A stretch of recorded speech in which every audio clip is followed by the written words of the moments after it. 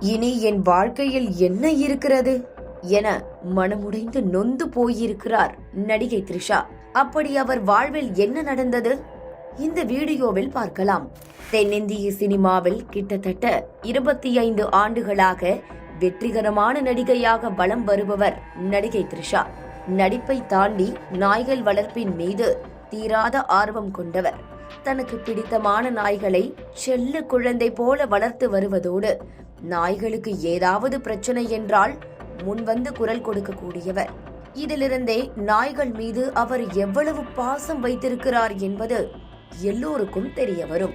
இந்நிலையில்தான் மனமுடைந்து நொந்து போய் தனது எக்ஸ் பக்கத்தில் ஒரு பதிவிட்டிருக்கிறார் த்ரிஷா.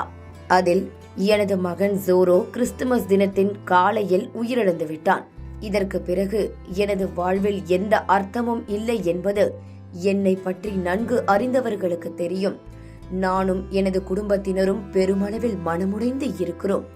இதனால் என் வேலையிலிருந்து சிறிது காலம் விலகி இருக்க முடிவை எடுத்திருக்கிறேன் என வருத்தமாக பதிவிட்டுள்ளார். கடந்த 2012ஆம் ஆண்டிலிருந்து ஜோரோ என்ற நாயை மிக ஆசையாக வளர்த்து வந்தார் த்ரிஷா. இது தொடர்பான புகைப்படங்களையும் அவ்வப்போது தனது சமூக வலைதள பக்கத்தில் பகிர்வார் அவர். இந்நிலையில் தனது வளர்ப்பு நாயான ஜோராவின் மரணம் த்ரிஷாவை வெகுவாக பாதித்து விட்டதாக அவரது ரசிகர்கள் கூறுகின்றனர்.